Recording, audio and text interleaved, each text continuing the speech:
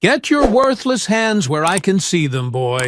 Park's not for people like you. Officer Kincaid's knuckles whitened as he jabbed his flashlight into Marcus Washington's chest, hard enough to make Jalen flinch behind his father's leg. Look at this. Acting like you belong out here. You think being some single daddy gives you special permission to loiter around kids? Marcus didn't move. His civilian clothes made him invisible to men who saw only stereotypes instead of the soldier who once briefed generals. And neither of them had the faintest idea whose name would answer the number Marcus was already dialing in his pocket. Before we go any further, comment where in the world you are watching from, and make sure to subscribe, because tomorrow's story is one you don't want to miss. The late afternoon sun cast long shadows across Riverside Park as Marcus Washington watched his son with quiet pride.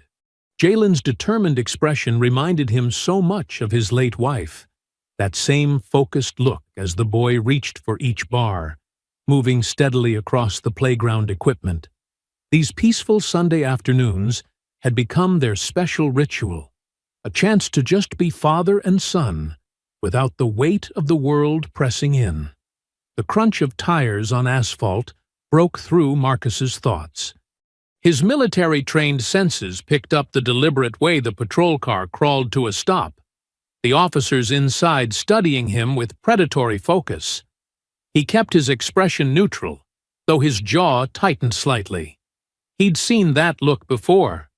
The assumption of guilt, before a word was even spoken. Officers Kincaid and Dwyer emerged from their vehicle with an air of manufactured authority. Kincaid's hand rested casually on his holster as they approached, his stance aggressive. Dwyer hung slightly back, his face a mask of false professionalism that didn't match his cold eyes. "ID!" Kincaid barked, not even bothering with a greeting. "Now."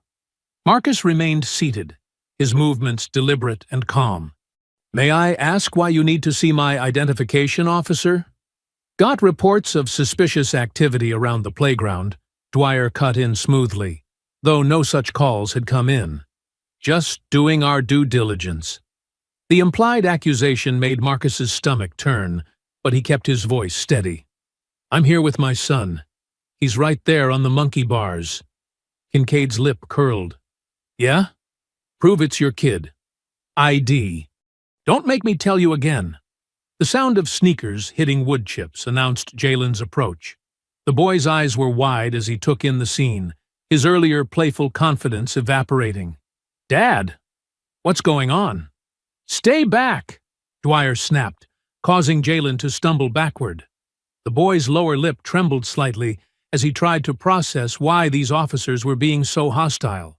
Marcus felt a surge of protective anger, but channeled it into razor-sharp focus. He'd faced down threats in war zones. He wouldn't let these badges with attitudes shake him. "Officer, please don't speak to my son that way. He's done nothing wrong, and neither have I." "Getting lippy now, huh?" Kincaid's hand shot out, grabbing Marcus's arm and trying to wrench him forward. "How about we discuss your attitude down at the station?" Marcus didn't resist, but he didn't yield either, staying firmly seated as Kincaid's face reddened with frustration. "Remove your hand, officer. I have not consented to being touched, nor have you established probable cause for an arrest. You trying to tell me how to do my job?" Kincaid's fingers dug deeper. "Looks like resisting to me. What do you think, Dwyer?" "Certainly seems uncooperative," Dwyer agreed smoothly, his hand now also resting on his weapon. "Perhaps we should call for backup." Marcus could read their intent clearly. They wanted him to react, to give them an excuse.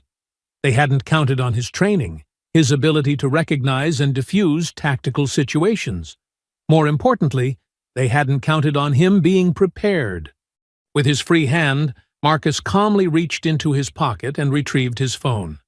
The movement made both officers tense, but he simply pressed a number on speed dial and put it on speaker. The ring seemed to cut through the tension like a knife. A crisp, authoritative voice answered, "General Collins' office. Secure line." The effect was immediate. Kincaid's grip loosened slightly, uncertainty flickering across his face. Dwyer's professional mask cracked just enough to show surprise. Marcus kept his eyes locked on the officers as he spoke. "Sir, this is Marcus Washington. I apologize for disturbing your Sunday, but I have a situation that requires witness."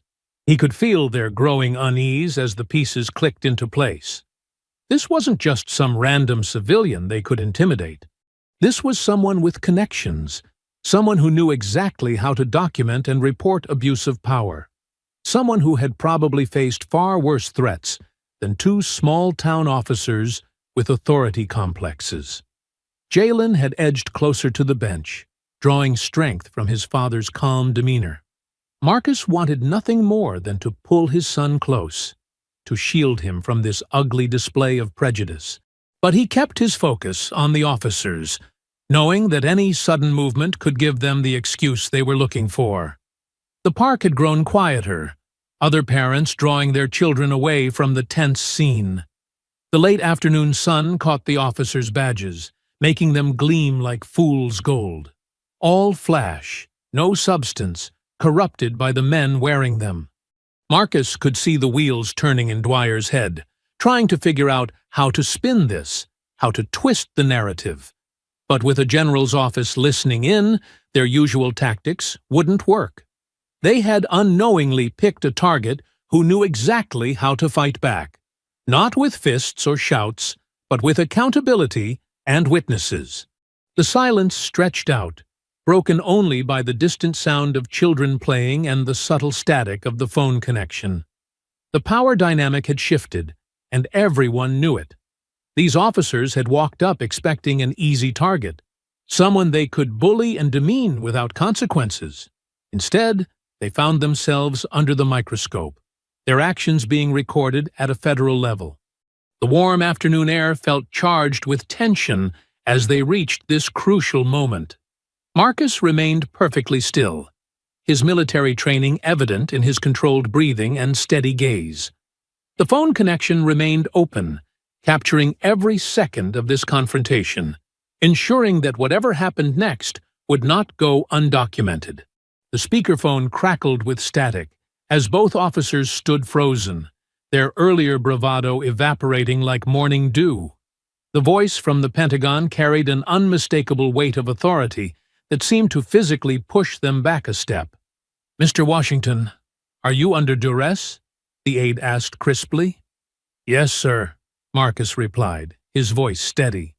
"I'm currently being accosted by two officers at Riverside Park while trying to spend Sunday afternoon with my son. Officers, identify yourselves. Badge numbers, now." The command cut through the air like a blade. Kincaid's face had turned an interesting shade of red, his mouth opening and closing without producing coherent words. Dwyer's hand twitched near his weapon, but the movement just made him look nervous rather than threatening. Officer James Kincaid, badge 4472, Kincaid finally managed to stammer out. "Officer Michael Dwyer, badge 3891, Dwyer added, trying to maintain his professional facade even as sweat beaded on his forehead. Marcus kept his phone steady as he spoke. "Sir, these officers approached me without cause, while I was watching my 8-year-old son at the playground. They demanded ID, grabbed my arm without consent, and spoke aggressively to my child. Officer Kincaid is currently gripping my arm in what I believe is an attempt to provoke a response." Kincaid's fingers sprang open, like Marcus's arm had suddenly turned white-hot. He took another step back, glancing desperately at Dwyer for guidance, but his partner seemed equally lost. "I've already contacted your department supervisor," the aide informed them. "He should be arriving shortly. Neither of you is to leave the scene or approach Mr. Washington or his son further. Is that clear?" "Yes, sir," they mumbled in unison, looking like schoolboys caught vandalizing the principal's car. Jalen had moved closer to Marcus during the exchange, his small hand finding his father's free one. Marcus gave it a reassuring squeeze, proud of how his son was handling the situation. The boy's eyes were still wide, but the fear had been replaced by curiosity as he watched these supposedly powerful officers reduced to nervous shuffling. The screech of tires announced the arrival of the supervisor's vehicle. Sergeant Martinez practically leaped out, his face set in grim lines as he surveyed the scene. He'd clearly been briefed on the situation and on exactly who Marcus Washington was. "Mr. Washington," Martinez addressed him directly, pointedly ignoring his officers for the moment. "I apologize for this incident. Would you please tell me exactly what occurred?" Marcus recounted the events in precise detail, his voice remaining calm and professional throughout. He described the unnecessary stop, the threatening behavior, the attempt at intimidation, all while Kincaid and Dwyer stood by, unable to deny any of it, with the Pentagon still listening in. "Officer Kincaid grabbed my arm here," Marcus indicated the spot where red marks were still visible, "after I had given them no cause for physical contact. They then attempted to escalate the situation when I requested they remove their hands from my person." Martinez's jaw tightened with each detail. When Marcus finished, the sergeant turned to his officers with barely contained fury. "Both of you, turn in your weapons and badges. You're on administrative leave effective immediately." "But, Sarge," Kincaid started to protest. "Not another word," Martinez cut him off. "Internal Affairs will be reviewing this incident thoroughly. Now go wait by your vehicle." As the chastened officers slunk away, Martinez turned back to Marcus. "Sir, I assure you this will be handled appropriately. We'll need your statement for the official record, but that can wait until tomorrow if you'd prefer to salvage what's left of your afternoon with your son." "Thank you, Sergeant," Marcus replied. "I'll come by the station tomorrow morning." After a few more minutes of procedural discussions and goodbye to the Pentagon aide, Marcus finally stood, still holding Jalen's hand. The boy had been remarkably patient throughout the ordeal, but Marcus could feel the questions brewing. "How about some ice cream?" he suggested, drawing a bright smile from his son. "I think we both deserve a treat after all that." At the ice cream shop a few blocks away, they sat at a small table near the window, Jalen attacking a double scoop of mint chocolate chip, while Marcus nursed a simple vanilla cone. The sun was starting to set, casting long shadows across the street outside. "Dad?" Jalen asked between bites. "Why were those officers so mean?" "We weren't doing anything wrong." Marcus considered his answer carefully. "Sometimes, son, people think having authority means they can treat others badly. But they learn the hard way that you can't just bully everyone. There are always consequences for treating people wrong. Like when you called the general?" Jalen's eyes sparkled with understanding. "Exactly," Marcus nodded. "It's important to stand up to bullies, but you have to be smart about it. Being prepared and staying calm is usually better than getting angry or scared." "You weren't scared at all," Jalen said admiringly. "I was worried about you," Marcus admitted. "But I knew we'd be okay because we didn't do anything wrong, and I had a plan to handle it." They finished their ice cream as dusk settled over the city, the street lamps flickering to life one by one. As they stepped out of the shop, Marcus noticed a police SUV idling across the street, its headlights trained directly on them. The next morning dawned crisp and clear, but Marcus's trained eye immediately caught the dark shape of the patrol SUV lurking halfway down his block. He stepped onto his front porch, trash bag in hand, maintaining his normal routine despite the unwanted audience. The vehicle's tinted windows concealed its occupants, but Marcus could feel their stares tracking his every move. He walked to the curb with measured steps, placed the bag in the bin, and made a mental note of the SUV's plate number. His military intelligence training kicked in automatically. Observe, record, analyze patterns. Inside, Jalen was finishing his breakfast, spooning up the last bits of cereal with one hand while trying to stuff his math homework into his backpack with the other. "Ready for school, buddy?" Marcus asked, keeping his voice light and casual. "Almost," Jalen replied, finally managing to zip his overloaded backpack closed. The drive to school was uneventful, but Marcus noticed another patrol car joining their route 2 turns after they left home. He took a few extra turns, confirming his suspicion. They were definitely being followed. At the school entrance, Marcus's jaw tightened as he spotted 2 uniformed officers standing near the main doors, apparently engaged in casual conversation with parents and children. Their body language changed subtly when they saw his car pull up. "Dad?" Jalen's voice carried a note of anxiety. "Those are more police officers." "It's okay," Marcus assured him, squeezing his son's shoulder. "Just stay close to me." They hadn't made it halfway to the entrance when the officers intercepted them, plastering on fake friendly smiles that didn't reach their eyes. "Good morning," the taller officer called out with exaggerated cheer. "We're conducting a safety survey with the students. Would you mind if we asked your son a few questions?" Marcus felt Jalen press closer to his side. "I mind very much," he replied evenly. "My son is a minor, and you have no authority to question him without my presence or consent." "Sir, it's just a routine," the second officer started. "No, it isn't," Marcus cut him off, his voice firm but controlled. "You're here because of yesterday's incident, and this is a transparent attempt at intimidation. I suggest you both remember that harassing a child is a serious offense." He guided Jalen toward the entrance, positioning himself between his son and the officers. "Come on, buddy. Let's get you to class." Inside the school, Marcus walked Jalen all the way to his classroom, something he didn't usually do. He knelt down to his son's eye level outside the door. "Remember what we talked about yesterday?" he asked softly. Jalen nodded. "Stay calm and be smart." "That's right. If anyone tries to talk to you about yesterday, or if any officers come around, tell your teacher right away, okay?" "Okay, Dad."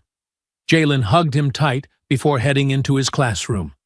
Meanwhile, across town at the precinct, Lieutenant Broderick's face had turned an alarming shade of purple as he paced behind his desk. Officers Kincaid and Dwyer sat before him like chastised schoolchildren. "A Pentagon complaint?" Broderick's voice was dangerously quiet. "You 2 geniuses managed to get the Pentagon involved in a simple stop?" "Sir, we didn't know who he was," Kincaid protested weakly. "Exactly!" Broderick exploded, slamming his hand on the desk. "You didn't know, so you acted like thugs, and now we've got brass from Washington breathing down our necks." He leaned forward, planting both hands on his desk. "Do you have any idea how this makes me look? How it makes this department look?" "Lieutenant," Dwyer spoke up, trying to sound reasonable, "we can explain it as a misunderstanding." "Shut up," Broderick snapped. "You've done enough talking. Now we've got to remind this man where he lives. He doesn't get to humiliate this department and walk away thinking he's won." Back at his office, Marcus was already implementing countermeasures. He pulled out a fresh notebook, recording the morning's events in precise detail.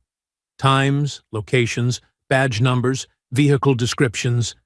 He'd learned in the military that documentation was often the best weapon against systematic harassment. His phone buzzed with a text from his neighbor. "Police car's been parked outside for 3 hours now." Marcus added the information to his notes, then called his lawyer to update her on the situation. She agreed to file for an emergency restraining order if the harassment continued. Throughout the day, Marcus spotted patrol cars wherever he went. Outside his office, near the coffee shop where he grabbed lunch, circling the block as he ran errands. He documented each instance, building a clear pattern of surveillance and intimidation. When he picked Jalen up from school, the morning's officers were gone, but a different patrol car idled across the street. Marcus made sure to walk his son to the car in full view of the officers, letting them see his phone recording their presence. That evening, after Jalen was settled in bed with his comics, Marcus sat at his kitchen table reviewing his notes from the day. 18 separate instances of police presence, 4 different vehicles, at least 6 different officers involved. The pattern was clear. This was organized harassment, not random patrol activity. His phone rang, displaying a blocked number. Marcus answered but said nothing. "They're not finished with you." The voice was low, distorted, almost mechanical. The line went dead before Marcus could respond. He added the call to his notes, including the exact time and duration. Whatever game they were playing, Marcus knew one thing for certain. They had no idea who they were dealing with.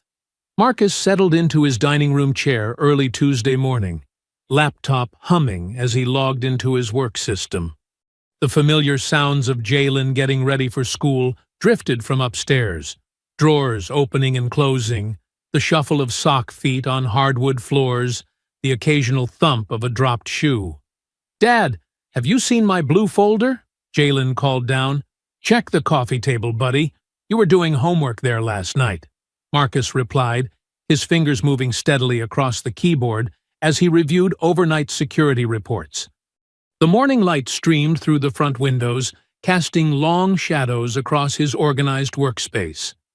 A legal pad sat to his right, filled with neat entries documenting every police encounter over the past 2 days. His coffee had just cooled to the perfect drinking temperature when 3 sharp knocks rattled the front door. Marcus's hand instinctively moved to his phone. He pulled up the video recording app as he approached the door, already knowing what he'd find on the other side. Through the peephole, he saw 2 uniformed officers, different faces from yesterday. Same predatory stance. "Who is it?" he called out, though he already knew. "Police, sir. We need to speak with you." Marcus opened the door but kept the security chain in place. "How can I help you, officers?" The taller one, his nameplate reading Morrison, stepped forward. "We received a report of a loud argument coming from this address. Neighbors are concerned." "There hasn't been any argument here," Marcus stated firmly. "As you can hear, it's just my son getting ready for school." He held up his phone, clearly recording. "Badge numbers, please." The second officer, Wheeler, shifted his weight aggressively. "Sir, we need to enter the premises to ensure everyone's safety." "No, you don't," Marcus replied calmly. "You have no probable cause, no warrant, and no consent. I'm recording this interaction, and I can clearly see your badge numbers. Would you like to explain why you're making false claims about a disturbance that never happened?" Jalen appeared at the top of the stairs, his blue folder clutched in his hands. "Dad?" "It's okay, buddy." "Just finished getting ready for school," Marcus called back, never taking his eyes off the officers. Morrison's jaw tightened. "Sir, if you continue to be uncooperative—" "I'm being entirely cooperative," Marcus cut in. "I've acknowledged your presence, responded to your claims, and explained why they're false. Now, unless you have a warrant, we're done here. I'll be adding this incident to my ongoing documentation of harassment." The officers exchanged glances before Morrison spoke again. "We'll note your lack of cooperation in our report." "I'm sure you will," Marcus replied, "just like I'm noting this entire interaction in mine." He closed the door firmly, listening to their retreating footsteps. Jalen came downstairs, his backpack now properly packed. "Were they here because of what happened at the park?" Marcus pulled his son into a quick hug. "Yes, but don't worry. They're just trying to make us nervous. Remember what I taught you?" "Stay calm and be smart," Jalen recited, managing a small smile. After dropping Jalen at school, Marcus returned to his work, but his concentration was broken by an incoming email from HR. The subject line made his stomach tighten. "Urgent. Confidential matter." He opened it to find a carefully worded message explaining that the department had received an anonymous tip expressing concerns about his emotional stability and suggesting he might pose a risk to workplace safety. The email asked him to schedule a meeting with HR to discuss these concerns. Marcus's response was immediate and thorough. He attached his detailed documentation of the police harassment. including timestamps, badge numbers, and video recordings. He explained the situation clearly, highlighting the pattern of intimidation that had emerged since the park incident. His military background and security clearance spoke to his stability, and he pointed out that anonymous tips coinciding with documented police harassment should be viewed with extreme skepticism. The workday passed in a blur of reports and virtual meetings, but Marcus's mind kept returning to the morning's confrontation. He picked Jalen up from school at the usual time, noticing yet another patrol car parked across the street. "How was your day?" he asked, as Jalen climbed into the back seat. His son was quieter than usual. "Mrs. Peterson asked me to stay after class. She wanted to know if everything was okay at home." Marcus's hands tightened on the steering wheel. "What did you tell her?" "I said everything was fine, but she kept asking weird questions, like if I ever felt scared at home or if there was lots of yelling." Jalen's voice wavered slightly. "Dad, did someone tell her bad things about us?" Marcus took a deep breath, fighting down his anger. "Some people are trying to cause trouble for us, buddy. But we're going to handle it the smart way, okay? Just like we always do." That evening, after Jalen was asleep, Marcus pulled out the security cameras he'd ordered with expedited shipping. He worked methodically, installing units to cover every approach to the house. One went above the front door, angled to capture faces clearly. Another covered the driveway and street, positioned perfectly to record license plates. Two more went up at the back of the house, eliminating any blind spots. Inside, he mounted cameras in the main living areas and hallways, not for surveillance, but for protection. Proof against any false claims that might arise. Each camera fed into a secure cloud server, backed up automatically every hour. Marcus knew the patterns of harassment from his military days, had seen how escalation worked, but this time, he was ready. Every move they made would be documented, every false claim recorded, every face and badge number captured in high definition. Marcus woke before dawn, his military habits still ingrained after years of civilian life. The house was quiet except for Jalen's soft breathing from upstairs. He moved to his laptop where the security camera feeds were displayed in a grid pattern. Something made him check the overnight footage. He sipped his coffee, methodically reviewing each camera's recording. At 3:17 a.m., a patrol car appeared on the street view. The vehicle moved slowly, headlights dimmed, creeping past his house like a predator. Marcus leaned closer, adjusting the playback speed. The car circled the block, reappearing at 3:21 a.m. for a second pass. "Got you," he muttered, capturing still frames that clearly showed the vehicle number. He added the details to his growing logbook, noting times, direction of travel, and the fact that the car's spotlight had swept across his front windows both times. After getting Jalen off to school, Marcus sat down at his dining room table, now converted into an operations center. His laptop displayed multiple windows: police department public records, civil court filings, news archives. Years of military intelligence work had taught him how to spot patterns, and something about this harassment felt organized, practiced. He started with complaint records against the precinct. The public database was sparse, but his Pentagon contacts had provided deeper access. Names began repeating: Kincaid, Dwyer, Morrison. More importantly, their supervisor, Lieutenant Broderick, appeared consistently. Marcus created a spreadsheet, tracking dates, locations, and types of incidents. "Same playbook," he muttered, highlighting another complaint that mirrored his own experience. Anonymous calls about disturbances, sudden welfare checks, escalating pressure until families moved away or dropped their complaints. A reference in one report caught his eye. Situation resolved by Division 9 intervention. He found the same phrase in 3 more cases, all involving officers who had faced serious complaints. Each time, the problems mysteriously disappeared, along with the complainants. Marcus opened a new document, typing quickly. Division 9. No official listing in department structure. His printer hummed as he gathered key documents. Using different colored highlighters, he marked names, dates, and patterns.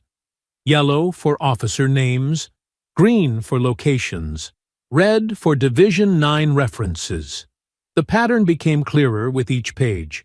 He pulled out a fresh manila folder, labeled it Operation Clean House, and began organizing the document's military style. Summary brief on top, supporting evidence categorized and tabbed, timeline of events clearly marked. His phone buzzed.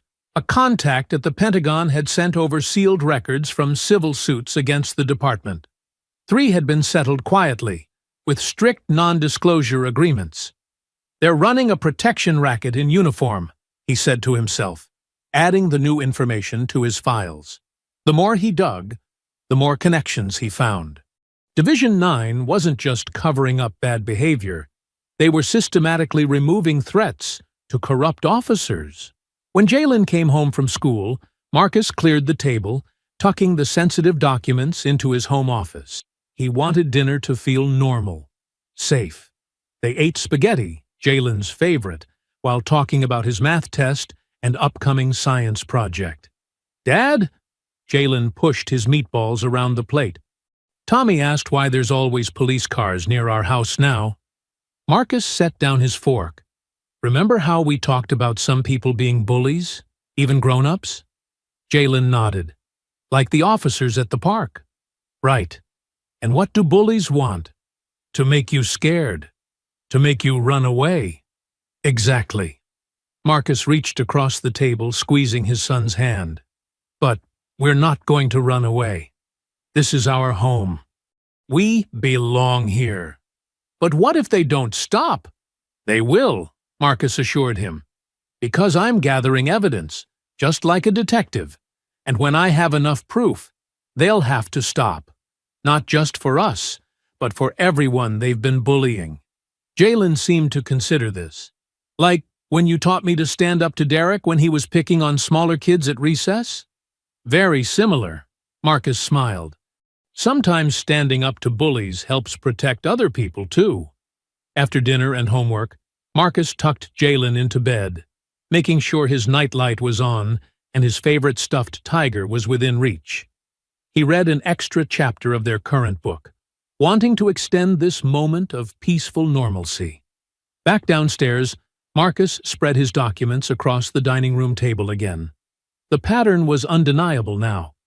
Names, dates, incidents, all pointing to a systematic abuse of power. His military training helped him see the structure behind the chaos. Division 9 wasn't random. It was a deliberate tool for maintaining corruption. Looking at the evidence before him, the complaints, the settlements, the familiar patterns of harassment, Marcus whispered to himself, "This isn't just about us anymore." Marcus sat at his dining room table early the next morning, steam rising from his coffee mug, as he accessed secure databases through his military connections. The sun hadn't risen yet, but his mind was sharp, focused on exposing Division 9's web of corruption. "Let's see what you've been hiding," he muttered, opening case files from the past 5 years. Each summary revealed familiar elements: excessive force complaints that vanished, officers cleared despite damning evidence, witnesses who suddenly went silent. He created a detailed spreadsheet, color-coding incidents by type: red for violence, blue for harassment, yellow for intimidation. Names of Division 9 officers appeared repeatedly. Marcus noticed Officer Morrison's name connected to 6 cases where body camera footage had mysteriously corrupted. 4 different internal affairs investigations closed within days, marked insufficient evidence. "Same tactics, different victims," he said, scrolling through another complaint. A young mother had reported harassment after filing excessive force charges. Her case disappeared when she suddenly moved out of state, leaving no forwarding address. Marcus pulled up his own surveillance footage, adding timestamps and notes. He documented every patrol car, every random stop, every suspicious call to his workplace or Jalen's school. The pattern was clear: systematic intimidation designed to wear down targets until they broke. At the precinct across town, Lieutenant Broderick paced his office, face flushed with anger. "He's not backing down," he growled to Officers Kincaid and Morrison. "Time to show him what happens to people who don't know their place." "Sir, he's documenting everything," Morrison warned. "Maybe we should." "I don't care what he documents." Broderick slammed his hand on the desk. "Nothing official. No reports, no calls logged.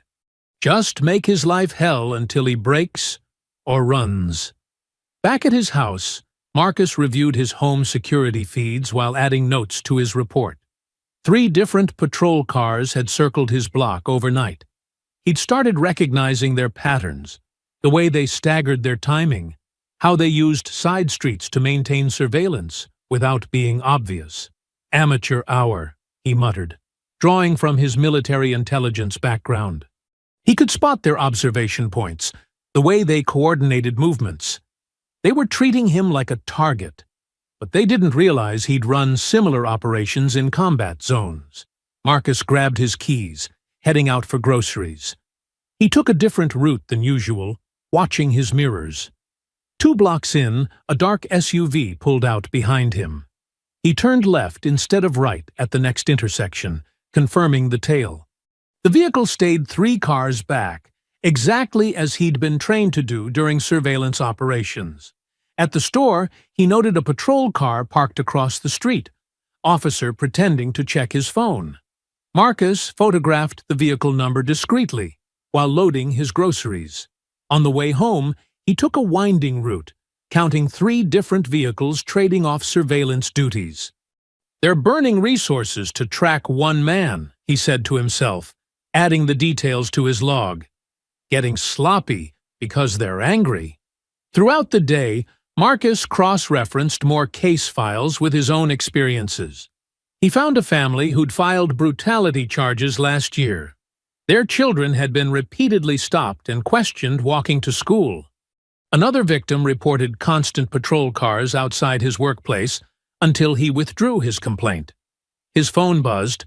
Another anonymous tip had reached his employer questioning his mental state. Marcus added it to his documentation, noting the timing aligned with previous harassment patterns. He'd already briefed his boss on the situation, providing evidence of the orchestrated campaign against him. The afternoon sun cast long shadows as Marcus compiled everything into a comprehensive digital brief. He included surveillance photos, timing logs, pattern analysis, and connections to past cases. His military training showed in the precise organization. Executive summary up front, supporting evidence clearly referenced. Timeline of escalation clearly marked. He highlighted the key points. The pieces fit together like a puzzle, revealing a corrupt system designed to protect its own at any cost. Marcus added his own harassment documentation. Photos of patrol cars, logs of suspicious calls, school incident reports, workplace complaints. The pattern was undeniable when laid out chronologically. As night fell, Marcus did one final review of the brief. He'd been thorough, professional, letting the evidence tell the story. This wasn't just about 2 officers anymore. It was about a corrupt system that had operated unchecked for years. He opened his secure email, addressing it to General Collins. The brief was encrypted and compressed, ready for transmission. In the message field, he typed simply, "Problem appears systemic, not limited to 2 officers." His finger hovered over the send button for just a moment before pressing it. The message disappeared into the encrypted network, carrying with it evidence of years of unchecked corruption. Morning sunlight streamed through the living room windows as Jalen sprawled on the carpet, watching his favorite cartoon show. The animated characters' voices filled the room while Marcus reviewed his documentation at the dining table, making sure everything was properly organized. His phone vibrated. The caller ID showed a Pentagon number. "Mr. Washington?" a crisp female voice said. "This is Sarah Mitchell, DoD Liaison Office. I'm following up on the materials you sent to General Collins." Marcus stepped into the kitchen, keeping Jalen in view while speaking quietly. "Yes, thank you for getting back to me. Your report was comprehensive," Mitchell said, choosing her words carefully. "The General had our legal team review it immediately. Given the scope of evidence and the pattern you've identified, we've forwarded everything to the Department of Justice's Civil Rights Division, specifically their Police Oversight Unit." Marcus leaned against the counter, shoulders relaxing slightly. "How long before they review it?" "They're treating it as priority," Mitchell replied. "The combination of your military intelligence background and the quality of documentation made an impression. They're particularly interested in this Division 9 unit you identified." "Any timeline on next steps?" Marcus asked, watching Jalen laugh at something on TV. "They're moving quickly. The DOJ has already contacted city officials." She paused. "Mr. Washington, I want you to know, the General takes this personally. He doesn't appreciate his people being harassed, especially not when they're protecting their children." "I appreciate that," Marcus said quietly. "Keep monitoring and documenting everything," Mitchell advised. "The DOJ may need your testimony later. And, Mr. Washington, stay safe." Marcus ended the call, processing the information. The machinery of justice was finally moving, but he knew from experience that cornered opponents were often the most dangerous. Throughout the morning, Marcus maintained his routine while monitoring local news sites. Around 2 o'clock, his phone started buzzing with news alerts. The city had called an emergency press conference. He turned on the TV just as the mayor stepped up to the podium, looking uncomfortable. "After receiving credible evidence of serious misconduct," the mayor announced, "the following personnel changes are effective immediately. Officers James Kincaid and Michael Dwyer are suspended pending full investigation. Lieutenant Thomas Broderick has been temporarily relieved of field command duties, while Internal Affairs conducts a thorough review of Division 9 operations." Marcus watched the mayor field questions, noting how he avoided details about the investigation's scope. Still, it was more than he'd expected so quickly. The system could work when enough pressure was applied from the right direction. Jalen wandered into the kitchen. "Dad? Are you okay?" Marcus smiled, ruffling his son's hair.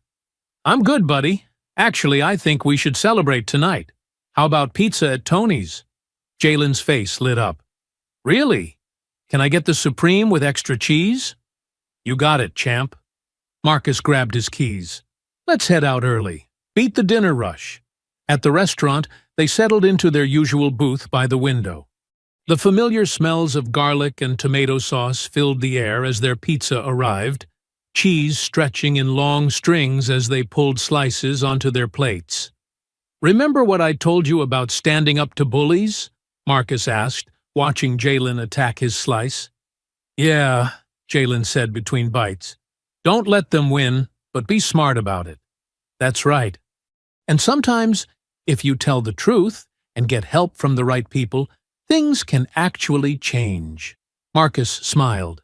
"Those officers who were bothering us, they're in trouble now because we didn't back down.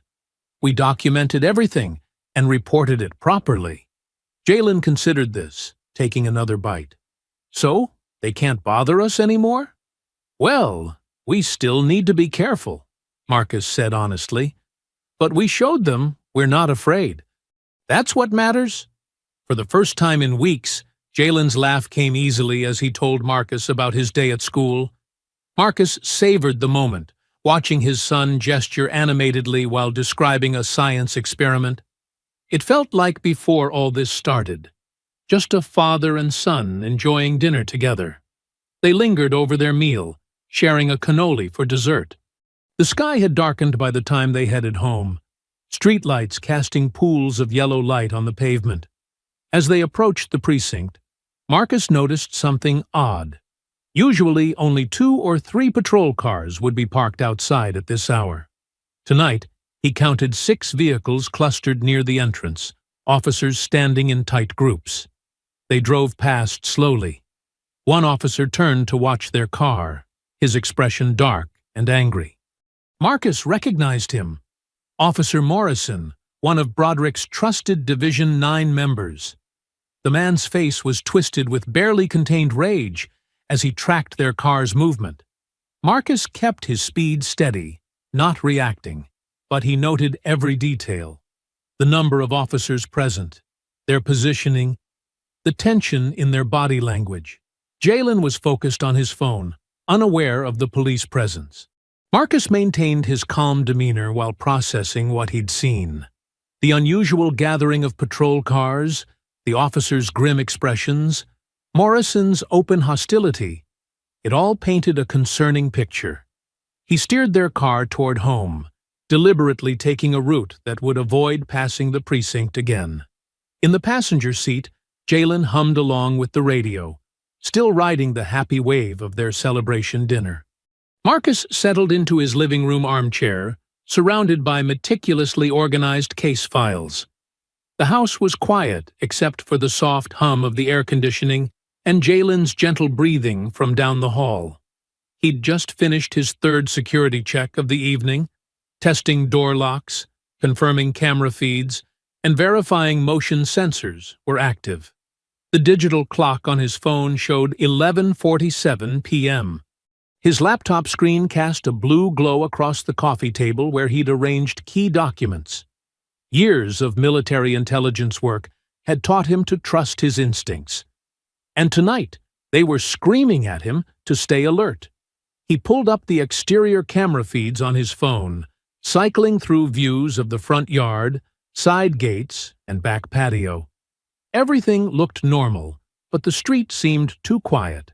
No cars had driven past in over an hour, unusual even for their residential neighborhood. Marcus checked Jalen's door one more time, cracking it open just enough to see his son's peaceful sleeping form. The boy had fallen asleep, clutching his favorite stuffed dinosaur, looking far too innocent to be caught in the middle of all this. Back in the living room, Marcus organized another set of documents detailing Division 9's pattern of late-night raids. He'd uncovered multiple instances where they'd struck without warning, always claiming to have warrants that never materialized in court records. The digital clock ticked over to 11:58 p.m. when the house plunged into darkness. The sudden silence of dead electronics felt deafening. Marcus's muscles tensed as his combat training kicked in. This was no random power outage. He could hear the electrical hum from houses across the street. Heavy footsteps creaked on the front porch. Multiple sets of boots, trying to move quietly, but betraying their presence to his trained ear. Marcus was already moving, staying low, when the first impact of the battering ram shook the front door. Crash! Wood splintered as the doorframe gave way. Flashlight beams cut through the darkness, sweeping across his furniture. Multiple figures in tactical gear stormed through the entrance. "Police! Search warrant!" a voice bellowed. But Marcus saw no papers, no proper announcement, just masked officers charging in with weapons raised. He moved silently down the hall to Jalen's room, bare feet silent on the carpet. His son was sitting up in bed, eyes wide with fear. "Shh," Marcus whispered, scooping him up. "Stay completely quiet, buddy. Just like our safety drills." Jalen nodded, clinging to his father as Marcus retrieved his phone from his pocket. He activated the audio recording with practiced fingers, capturing the sounds of destruction from the front of the house. "Find that bastard!" a voice shouted. "Tear this place apart!" "You can't hide from us, Washington," another called out. "Should have kept your mouth shut." Marcus recognized Morrison's voice, despite the attempt to disguise it. He guided Jalen through the darkness, using his perfect mental map of the house layout. They moved in a low crouch, avoiding windows where their silhouettes might be visible from outside. The sounds of systematic destruction followed them, furniture being overturned, Drawers dumped, glass breaking. Marcus's jaw clenched as he heard his laptop being smashed, but he kept moving. Lives mattered more than evidence right now. They reached the back door just as flashlight beams started sweeping down the hallway. Marcus eased the door open, thankful he'd oiled the hinges just yesterday. The cool night air hit their faces as they slipped outside. Jalen was trembling, but remained silent, face buried against his father's shoulder. Marcus moved quickly through the shadows of their backyard, using the hedgerow as cover. He could hear radio chatter from the front yard. At least 6 officers, maybe more. "Check the back!" someone shouted from inside. "Rodriguez, cover the alley!" Marcus changed direction immediately, cutting through his neighbor's yard instead. He moved diagonally away from the alley, using houses and trees as concealment. His bare feet found every twig and pebble, but he ignored the discomfort, focusing only on getting Jalen to safety. They crossed through 3 more yards, Marcus pausing between each to listen for pursuit. His phone continued recording, capturing both the distant sounds of the raid and his own controlled breathing as they moved through the darkness. Jalen hadn't made a sound, but Marcus could feel his son's heart racing. He whispered barely audible reassurances as they navigated between houses. "You're doing great, buddy. Almost there. Stay brave for me." Monica's house was just ahead. A simple 1-story with a well-tended garden. Light glowed behind her living room curtains. Marcus had chosen their escape route, knowing she always stayed up late watching medical dramas. They crossed her front yard quickly, exposed in the open for just a few seconds. Marcus could still hear commotion from his house 2 blocks away. His knuckles rapped urgently against Monica's door, conscious that every second in the open increased their risk. "Please be home," he whispered, holding Jalen close as they waited in the shadows of Monica's porch. "Please be awake." Monica yanked open her front door, her eyes widening at the sight of Marcus and Jalen huddled on her porch. "Oh my God," she whispered, quickly ushering them inside. "Get in here, both of you." She locked the door behind them and pulled the curtains tight. Marcus's bare feet left slight dirt marks on her beige carpet, but she didn't seem to notice. Her focus was entirely on Jalen, who hadn't lifted his head from his father's shoulder. "Sit, sit," she insisted, disappearing briefly into her bedroom. She returned with 2 thick blankets, wrapping one around Jalen's shoulders as Marcus finally set him down on the couch. The second blanket went around Marcus, who was still in his t-shirt and sweatpants from earlier. "They raided the house," Marcus explained in a low voice, keeping one arm around his son. "No warning. No real warrant. Cut the power first, then broke down the door." His voice remained steady, but Monica could see the tension in his jaw, the controlled anger in his eyes. "The police did this?" she asked, sitting across from them. Her medical training kicked in as she noticed Jalen's shallow breathing. "Jalen, sweetie, try to take some deep breaths for me, okay?" The boy nodded, finally lifting his head. His eyes were wide, still processing the night's events. Monica went to her kitchen and returned with a glass of water and some cookies. "Here, something sweet might help with the shock." Marcus pulled out his phone, stopping the recording he'd been making since the raid began. "I got some of it documented, but my laptop's probably destroyed by now. They were tearing the place apart when we left." "Those bastards," Monica muttered, then quickly apologized for cursing in front of Jalen. She'd been their rock since Marcus's wife, her sister, had passed away 3 years ago. "You're staying here tonight, both of you." No arguments. Hours passed slowly.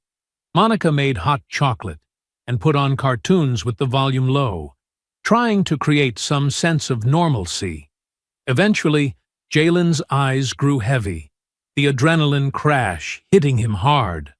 Monica set him up in her spare bedroom, tucking him in with extra care. "He's finally asleep," she reported, returning to find Marcus still rigid on the couch, staring at his phone. You should rest, too. I need to go back at first light, Marcus replied. Document everything before they try to cover it up. Marcus, Monica started, concern heavy in her voice. I know, he cut her off gently. But I have to do this right. They're not just going to stop. When dawn finally broke, Marcus stood in Monica's driveway, now wearing borrowed shoes and a jacket she'd insisted he take. Keep him close, he told her. Don't let anyone except me pick him up, no matter what they say. I've got him, she promised. Be careful. Marcus approached his house cautiously, photographing the exterior first. The cut power lines, the boot prints in his flower beds, the splintered door frame. A few neighbors were already up, pretending not to watch from behind their curtains. One elderly man, Mr. Chen from next door, carefully made his way over. They came in unmarked cars, Mr. Chen said quietly, looking around nervously. Black SUVs, no lights. I counted 8 men, maybe more. They were here for almost 2 hours. Did you see any warrant? Marcus asked, his phone recording the conversation. No papers, just masks and guns. Mr. Chen shook his head. This isn't right, Mr. Washington. Thank you for telling me, Marcus said sincerely. You should go inside now. Safer that way. Inside, Marcus's hands clenched at the destruction. Every drawer had been pulled out and emptied, couch cushions slashed open, photos knocked off walls. They'd even pulled up sections of carpet, presumably looking for hidden compartments. His laptop lay in pieces on the dining room table. He moved methodically through each room, filming everything. The destruction got worse toward the back of the house. Holes punched in walls, furniture overturned, even his bed frame cracked down the middle.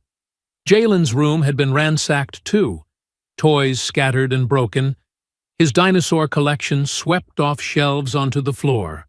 Marcus collected his encrypted backup drives from their hidden locations, behind an air vent, inside a hollow curtain rod, beneath a loose floorboard in the closet. His military training had taught him to always have contingencies. He found his go bag untouched in the attic crawl space, containing cash, documents, and emergency supplies. After 2 hours of careful documentation, he drove to a secure storage facility 20 miles away, one registered under a different name. He uploaded all the new evidence to encrypted cloud storage and left physical copies in a locked container. Back at his house, Marcus stood in the wreckage of his living room. Glass crunched under his borrowed shoes as he surveyed the damage. Family photos lay scattered on the floor, their frames broken. He picked up one showing Jalen's last birthday party, carefully removing the cracked glass.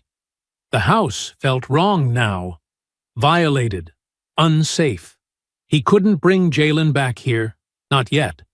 Monica's place would have to do for a while longer. At least there, his son could sleep without fearing another midnight invasion.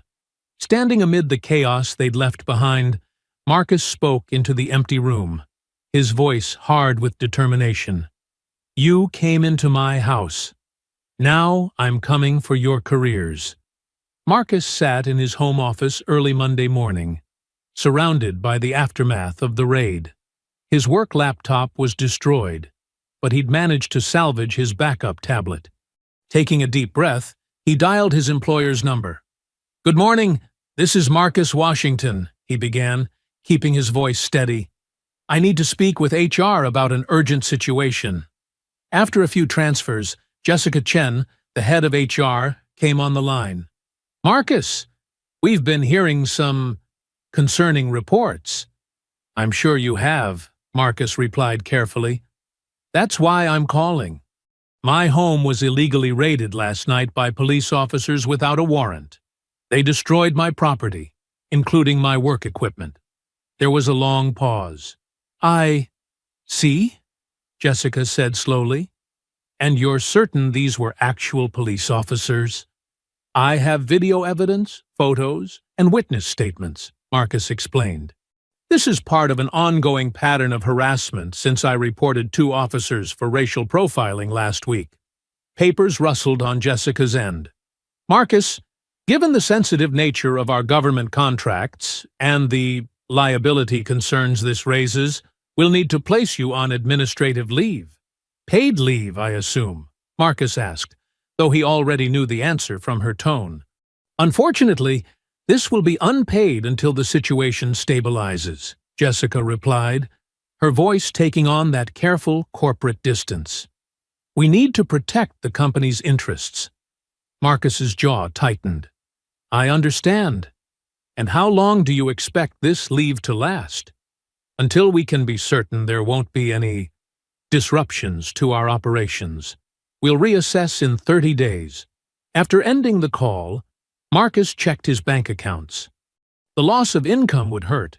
He had savings, but house repairs and potential legal fees would eat through them quickly. He'd been right to move money to separate accounts they couldn't trace. His next call was to the Pentagon liaison, using the secure line they'd provided. "Sir, I need to report a significant escalation," Marcus began, his military training evident in his precise delivery.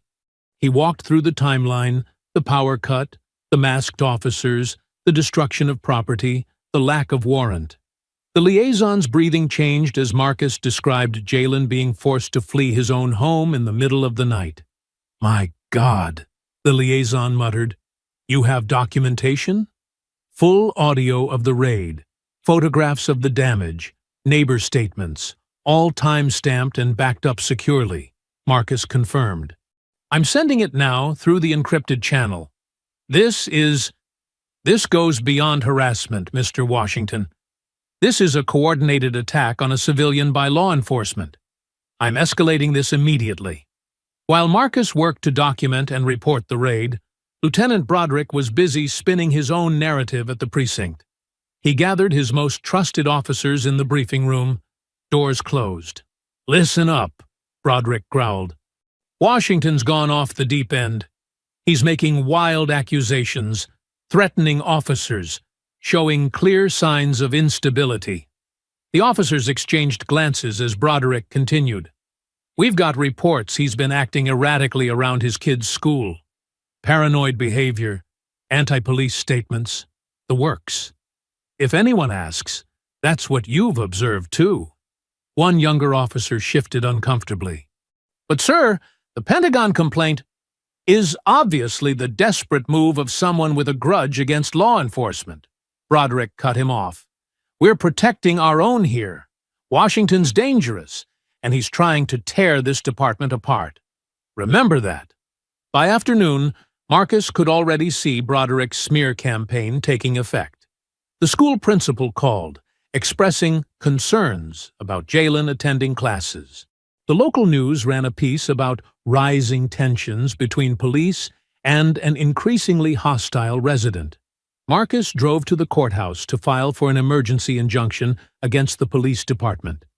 The clerk's eyes widened when she saw his name on the paperwork. "Oh, our system is down right now," she stammered. "Maybe try again tomorrow?" "The computers seem to be working fine," Marcus observed calmly, noting her discomfort. "I'll wait." She disappeared into a back office, returning with a supervisor who took one look at Marcus and said, "We can't process this today. Technical issues." Marcus recorded the entire interaction on his phone, adding it to his growing evidence file. They were closing ranks, just as he'd expected. But they'd underestimated his patience, his training, his determination to protect his son. Pulling up outside Monica's house that evening, Marcus stayed in his car for a moment, watching through the window. Jalen sat at Monica's kitchen table, actually laughing as she taught him to make paper airplanes. The sight made Marcus's chest tight. His son's resilience amazed him. The raid had cost him his job. The smear campaign was trying to cost him his reputation. They destroyed his home, threatened his family, and tried to paint him as unstable for daring to stand up to them. But watching Jalen smile, Marcus felt a strange sense of clarity. They'd taken almost everything, which meant he had nothing left to lose. No more career to protect, No more reputation to maintain, no more system to work within. They'd pushed him to the edge, thinking he'd back down. Instead, they'd freed him to fight back with everything he had. Marcus knelt in front of Jalen outside Monica's front door, straightening the boy's school backpack straps. The morning sun cast long shadows across the quiet suburban street. "Remember what I told you about being brave?" Marcus asked softly. Jalen nodded, his eyes serious. "That sometimes being brave means letting other people help keep you safe." "That's right." Marcus pulled his son into a tight hug. "You're going to stay with Aunt Monica for a little while, just until I can fix some things. It won't be long. Promise?" Jalen's voice was small against Marcus's shoulder. "I promise, buddy." Marcus held him at arm's length, studying his face. "And you know I always keep my promises, right?" After watching Jalen disappear safely inside with Monica, Marcus climbed into his car. Instead of heading to his ransacked house, he drove downtown to a modern co-working space he'd discovered through his military contacts. The place offered private offices with enhanced security and strict confidentiality, perfect for what he needed to do. The receptionist handed him a key card to a corner office on the 4th floor. Marcus set up his laptop, spread his files across the large desk, and pulled up the secure cloud drive where he'd backed up all his documentation. Years of intelligence work had taught him the value of meticulous record-keeping. "Time to put it all together," he muttered, opening a fresh document. He started with Division 9's organizational structure, building a clear hierarchy from Lieutenant Broderick down through the ranks. Each name came with dates, incident reports, and patterns of behavior. He noted how certain officers always seemed to appear in cases involving harassment or intimidation of civilians who filed complaints. "Just like a terrorist cell," Marcus observed grimly, remembering similar analyses he'd done overseas. Same tactics, different uniform. The harassment timeline came next. He laid out every incident chronologically, starting with that first confrontation at the park. Each entry included officer names, badge numbers, witness statements, and supporting evidence. The pattern was unmistakable. Systematic escalation designed to break him down. Around noon, Marcus paused to get coffee from the break room. His military training kicked in as he scanned the street below through floor-to-ceiling windows. No patrol cars in sight, but he noticed an unmarked sedan that had been parked there too long. He photographed its license plate through the tinted glass. Back at his desk, Marcus added a section on surveillance tactics. He detailed the constant drive-bys, the unmarked vehicles, the coordinated efforts to track his movements. His intelligence background helped him recognize professional techniques being misused for harassment. The fake warrant reports, the school interviews, the anonymous tips, he typed. Classic intimidation playbook. The raid section required special attention. Marcus included floor plans of his house marked with entry points and officer positions. He attached photos of the destruction, timestamps from his security system, and audio recordings of the officers' threats. The lack of proper warrant documentation was highlighted in red. By mid-afternoon, Marcus reached the personal impact section.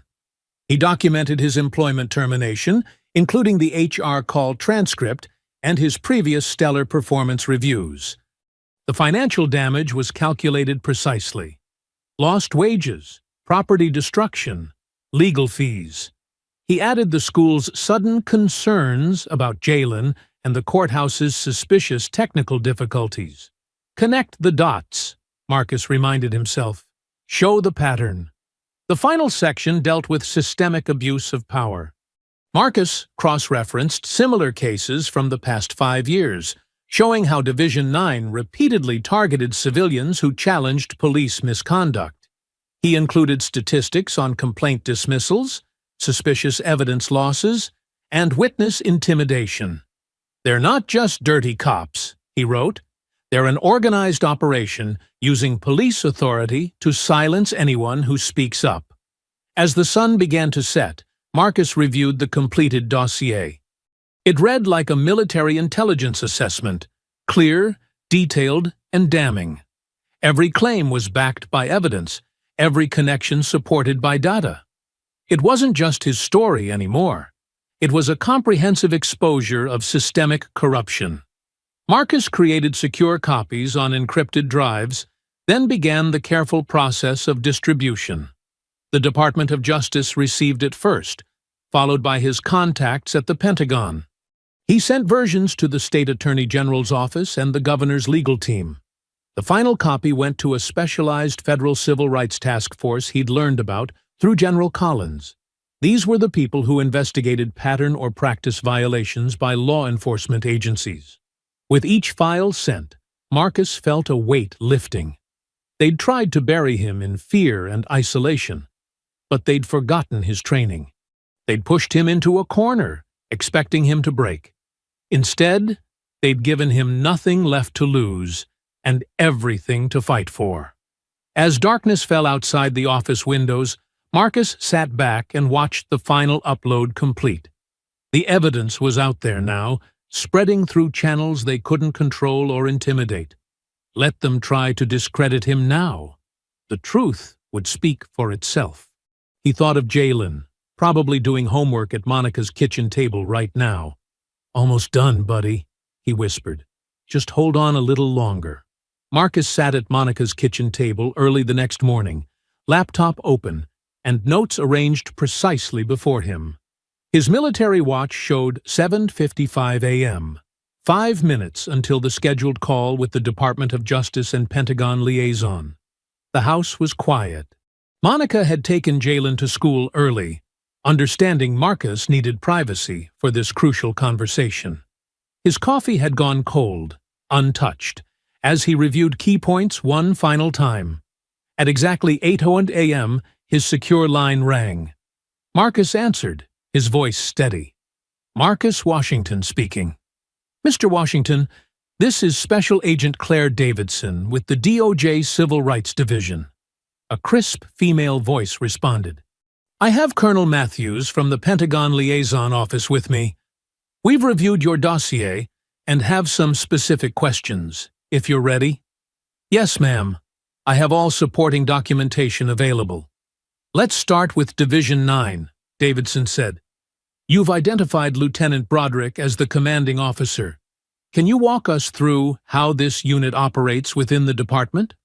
Marcus leaned forward, sliding a particular file closer. Division 9 functions as what Broderick calls his Special Operations Unit. On paper, they handle sensitive investigations.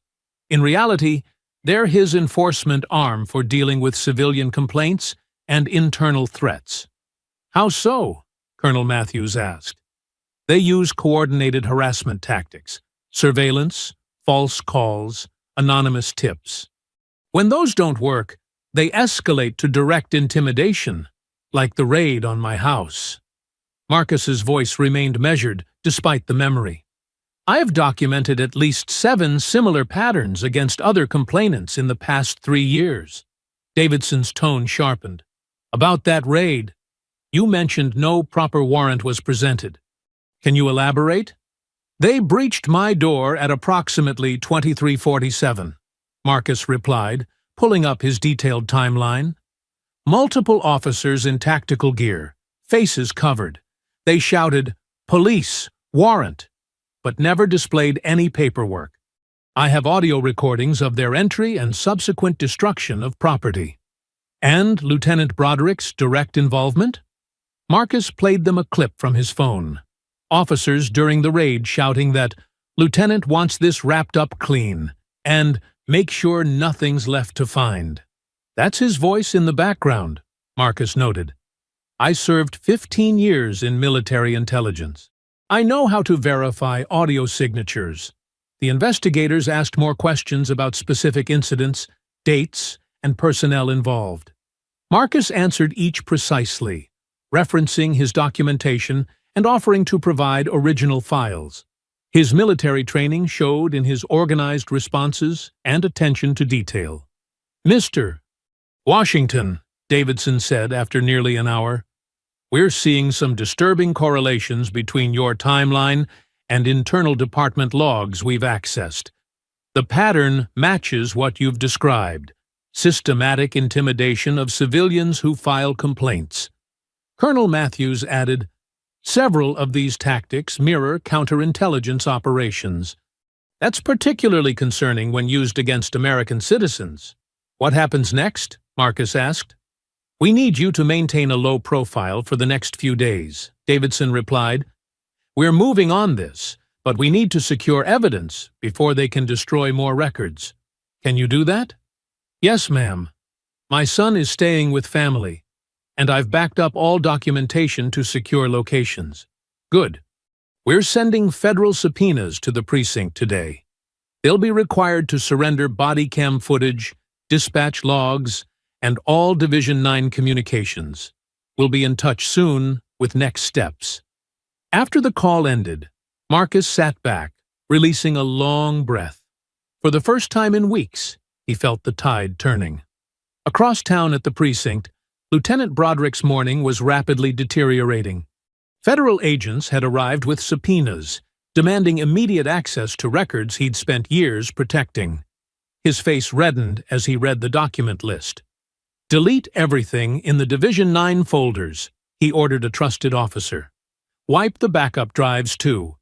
Nothing leaves this building." "Sir?" The officer hesitated. "They're saying tampering with evidence." "Just do it!" Broderick snapped, not knowing federal technicians had already created mirror copies of most systems overnight.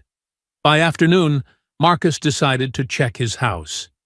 He drove careful routes, watching for tails, but the usual patrol cars were conspicuously absent. The street was quiet when he pulled up. Inside, the destruction still shocked him. Broken furniture lay scattered across floors. Walls showed holes from searching for hidden compartments, and his home office remained ransacked. Family photos lay shattered in their frames.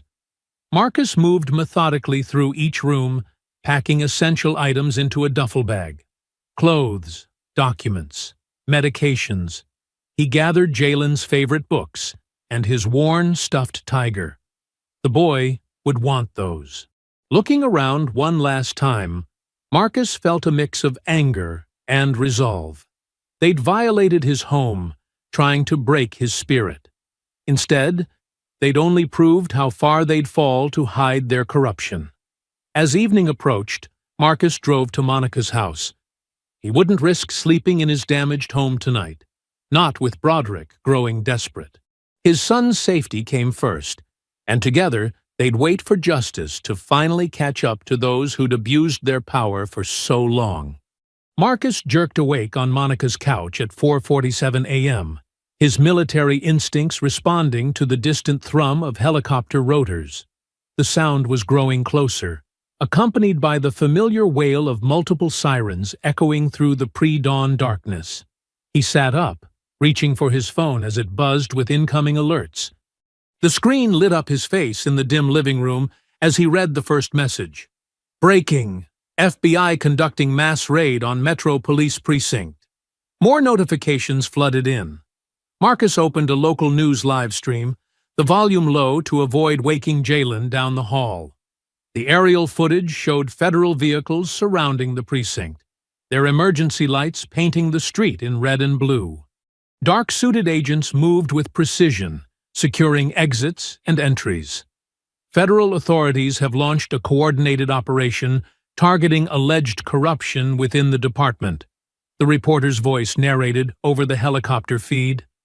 Sources indicate multiple officers are being taken into custody. Marcus watched intently, his breath steady but his heart racing. All his documentation, every carefully logged incident, every recorded interaction, it had led to this moment. The camera zoomed in as agents led a handcuffed Lieutenant Broderick out the front doors, his usual commanding presence deflated. The lieutenant's face was twisted with rage as they guided him toward a waiting vehicle. "Lieutenant James Broderick is being charged with multiple counts of conspiracy, obstruction of justice, and civil rights violations, the reporter continued. This follows a months-long investigation into systemic abuse of power within the department. More officers emerged in custody. Marcus recognized Kincaid's stocky frame and Dwyer's characteristic stiff walk as they were escorted out separately. The news ticker scrolled details of their charges: falsifying police records, witness intimidation, conducting unlawful raids. Each charge corresponded to incidents Marcus had meticulously documented. His phone buzzed with a text from Monica. "Are you seeing this?" She had woken up and was watching from her room. "Yes," he typed back. "Let Jalen sleep. We'll explain everything at breakfast." The live stream showed several officers voluntarily walking out with boxes of files, speaking with federal agents. These were the good cops, Marcus realized, the ones who'd stayed quiet out of fear but were now ready to help expose the rot. They handed over documents and thumb drives, adding to the evidence against Broderick's corrupt network. Marcus stood and walked to Monica's kitchen window. The helicopters were visible now, their searchlights sweeping across the neighborhood as news crews jockeyed for the best aerial shots. He poured himself a glass of water, his hands perfectly steady despite the adrenaline coursing through him. This wasn't victory. Not exactly. Victory would have been never having to fear for his son's safety, never having his home invaded, never losing his job. But it was justice, methodically served through proper channels. Every photo he'd taken, every audio clip he'd recorded, every incident he'd logged with military precision had helped build an ironclad case. His phone rang at 5:23 a.m. The caller ID showed DOJ secure line.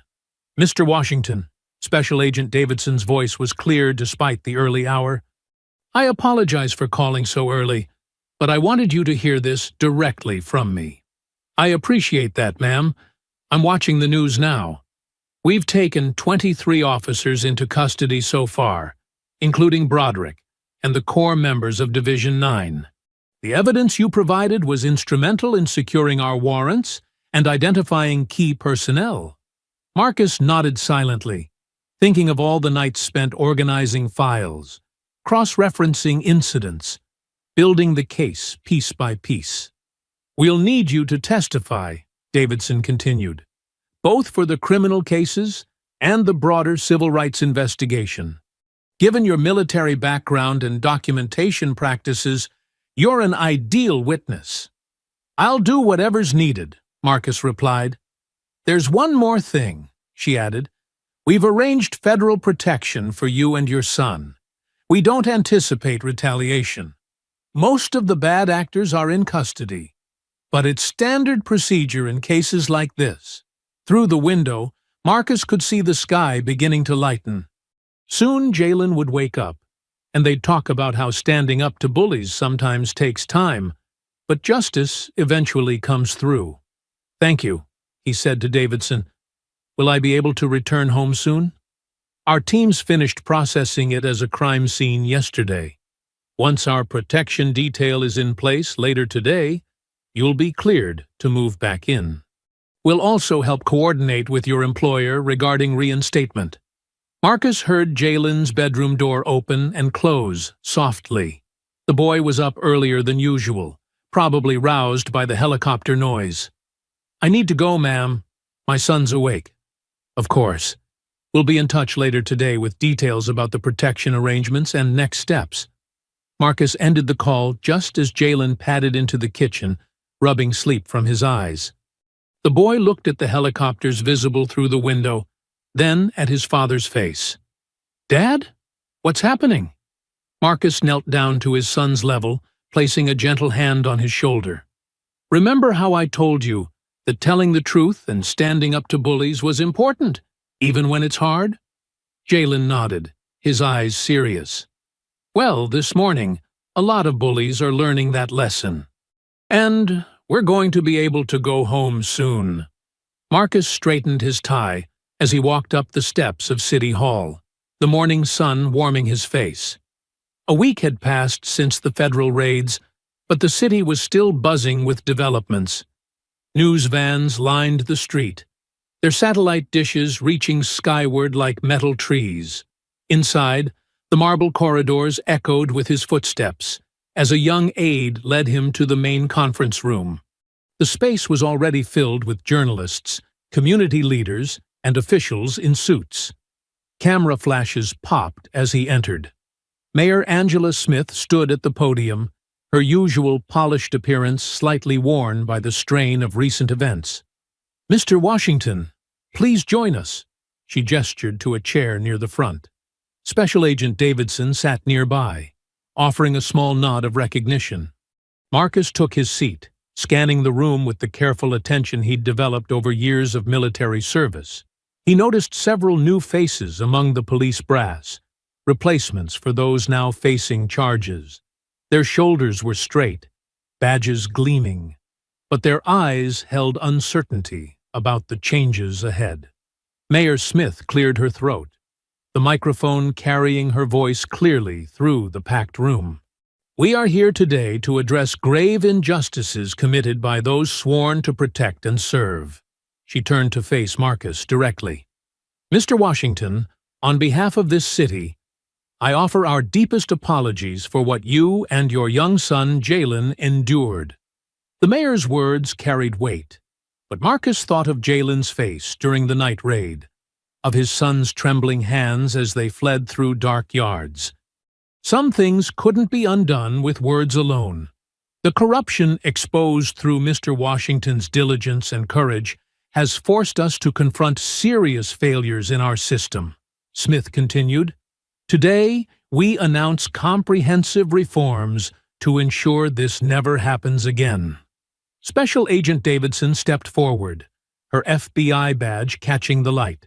"Division 9, the unit responsible for much of this misconduct, is hereby permanently dissolved.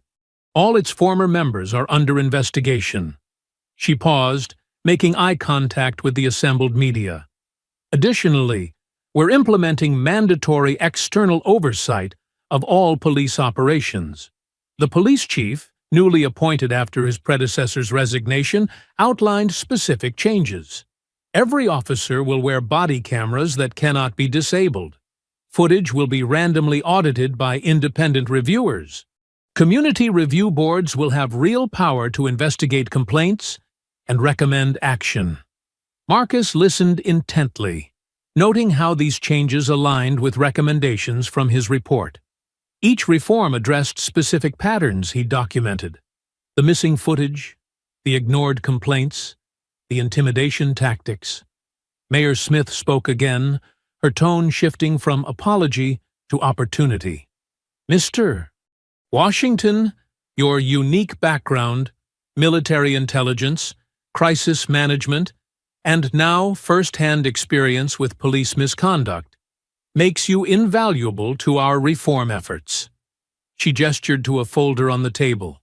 "We'd like to offer you a position as lead consultant for our new officer training program." Marcus opened the folder, scanning the details. The role would let him shape how officers learned to interact with citizens, recognize bias, and maintain accountability. His salary would be substantial, with authority to implement real changes. "Your experience will help us rebuild trust," the police chief added. "Show our officers a better way forward." Marcus thought of Jalen, of other children who might face similar situations. "I accept," he said firmly into the microphone, "but I'll need full autonomy to design the program as I see fit." "Agreed," Mayor Smith nodded. "We've learned the cost of maintaining the status quo." The meeting continued with details about his house. The city had approved an emergency settlement covering all repairs plus additional compensation. Workers had already replaced the broken doors, repaired the walls, and restored the rooms to order. As cameras flashed and officials shook hands, Marcus felt a complex mix of emotions. The reforms were significant, but they'd come at a heavy personal price. He thought of his military training, how sometimes the hardest victories leave the deepest scars. After the meeting, he drove home slowly, still adjusting to the unmarked federal vehicle that now followed him for protection. The sight of his restored house brought a surge of relief. The front door was new, solid oak instead of the old hollow core, with reinforced frames and better locks. Inside, fresh paint covered the marks of violence, but he could still map where every blow had landed. Marcus checked his watch. School would be out soon. He'd pick up Jalen and bring him home. Really home, for the first time since the raid. The boy had been brave through all of it, stronger than any 8-year-old should need to be.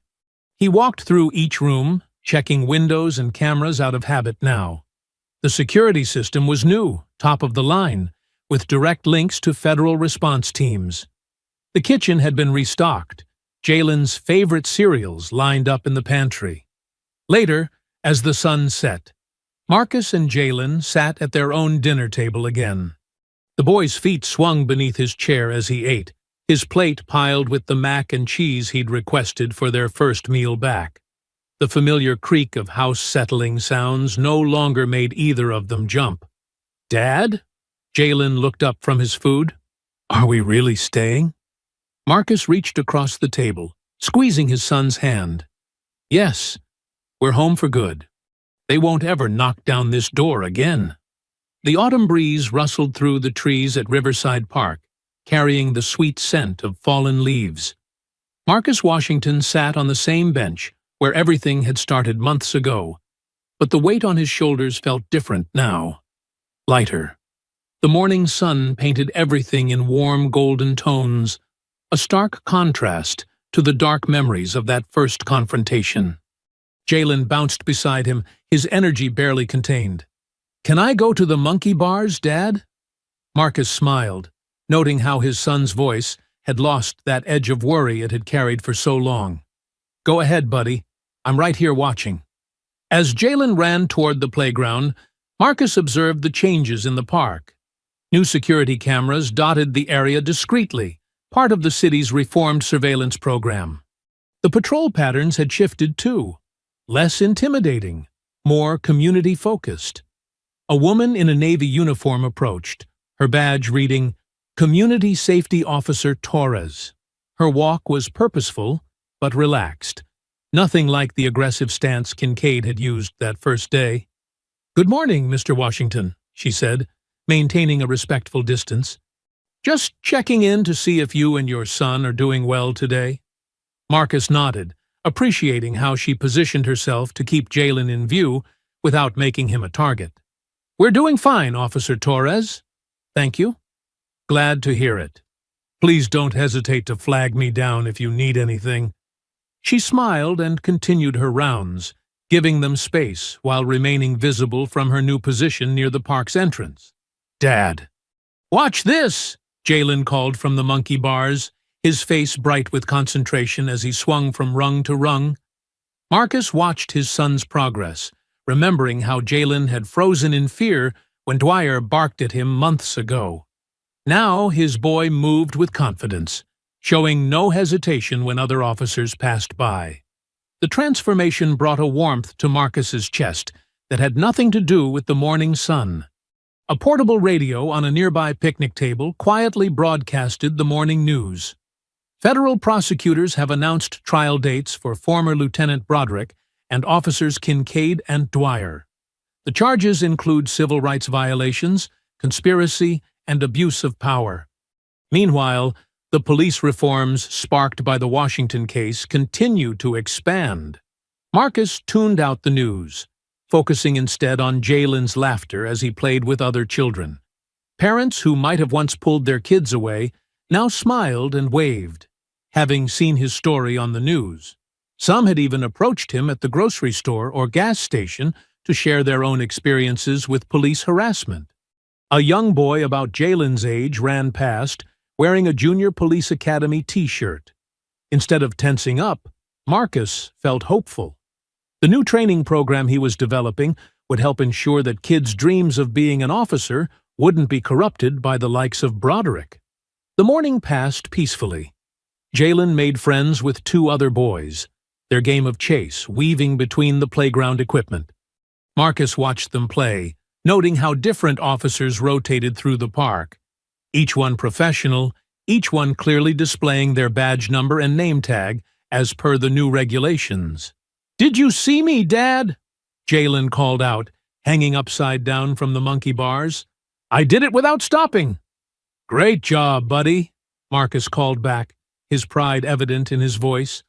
"Want to show me one more time?" As Jalen demonstrated his improved skills, Marcus reflected on how far they'd come. The nightmares had mostly stopped. Jalen no longer jumped at sudden noises. The therapy sessions, covered by the city's settlement, had helped them both process the trauma of the raid. A family walked by with a newspaper, the headline visible: "Former Division 9 officers face federal charges." Below it was a photo of Broderick being led away in handcuffs, his face a mask of disbelief. The image didn't bring Marcus joy, just a quiet satisfaction that justice was being served. The community safety officer passed by again, this time helping a lost toddler find his mother. The difference in approach was stark. No hands near weapons, no aggressive posturing, just genuine service to the community. "Hey, Dad," Jalen called, running back to the bench. "Can we get ice cream?" Marcus checked his watch. They'd been at the park for over an hour, longer than they'd managed to stay that first day. "Sure thing. Same place as last time?" Jalen nodded eagerly, reaching for Marcus's hand as they stood to leave. The gesture, once born of fear, now came from simple affection. They walked together across the park, passing the spot where Kincaid had tried to force Marcus against the bench. That memory's sting had faded, replaced by the knowledge that such abuse of power now carried real consequences. The radio continued its quiet broadcast as they passed. "The Washington case has become required study material at police academies statewide, with similar programs being considered nationally." Marcus squeezed Jalen's hand gently as they walked toward the park exit, both of them smiling. The morning sun caught Jalen's face as he looked up at his father, trust and safety evident in his expression. Behind them, the careers of corrupt officers lay in ruins, transformed into a powerful warning for anyone who might consider following their path. I hope you enjoyed that story. Please like the video and subscribe so that you do not miss out on the next one. In the meantime, I have handpicked 2 stories for you that I think you will enjoy. Have a great day.